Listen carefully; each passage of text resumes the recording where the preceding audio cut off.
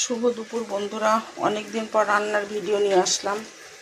আমি তো বিয়ে বাড়ি গেছিলাম, ওই জন্যে রেগুলারই যাওয়া আসা করেছি। একদিন খালি যাইনি, একটু রেস্ট নিয়েছি আর কি। কালকে আমার নতুন যে বিয়েতে আমি গেছিলাম সেও আমার একটা ছেলে, আমার ছেলের খুব ঘনিষ্ঠ বন্ধু। হঠাৎ করে সারপ্রাইজ দিয়েছে আমাদের বৌমার ছেলে এসে রাত্রি 9:30টার সময়। আমাকে খুব সুন্দর একটা বেডশিট দিয়ে গেছে, বিয়ের আগেও শাড়ি দিয়েছে। সেটা বড় কথা নয়, সবারই এখন সব কিছু রয়েছে, তবুও একটা ভালোবাসা, এটা তো একটা প্রাপ্তি বলতে পারো তোমরা। এই যে ভাত রান্না করে নিয়েছি,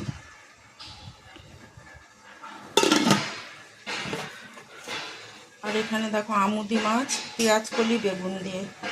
এটা ছেলে খাবে না, ছেলে খাবে মনে হচ্ছে, খাবে না। আমি অল্প করে মাছ নিয়েছি, নিয়ে ওটা করেছি। আর এই যে করেছি দেখো রুই মাছের তেল, পেঁয়াজ কলি, একটু বেগুন আর আলু দিয়ে। বেগুনের জন্যই নাকি বুঝতে পারছি না, একটু কালো কালো হয়েছে। তারপরে দেখো আর একটা রান্না করছি। এই দুটো রান্না করতে করতে ভিডিও দিয়ে দিচ্ছি, অনেকটা বেলা হয়ে গেল। বেগুন মাছের মাথা দিয়ে মিষ্টি কুমড়ো, আলু আর একটুখানি গাজর অল্প একটু শুকিয়ে গেছিলো, সেইটা দিয়েই এই যে মাছের মাথা, রুই মাছটা কালকে একটা গোটা রুই মাছ নিয়েছিলাম, মাথার অর্ধেকটা দিয়েছি কারণ কুমড়োটা বেশি না। তারপরে বিয়েবাড়ি দিয়ে কুমড়ো আরও শুকিয়ে ফ্রিজের মধ্যে রয়েছে, ওই জন্য তোমার মিষ্টি কুমড়ো, আলু আর এই যে সামান্য একটু গাজর আর কি। কোনো মশলা দিইনি কিন্তু, পেঁয়াজ, রসুন, আদা, জিরে, লঙ্কা কিছু দিইনি। তবে একটা জিনিস দিয়েছি, সেটা হচ্ছে এই রোস্টেড মশলাটা। ওর মধ্যে সব মশলা, তোমরা অবশ্যই বিরিয়ানির মশলা কিনে খাও, যেটা আমরা কিনে খাই না।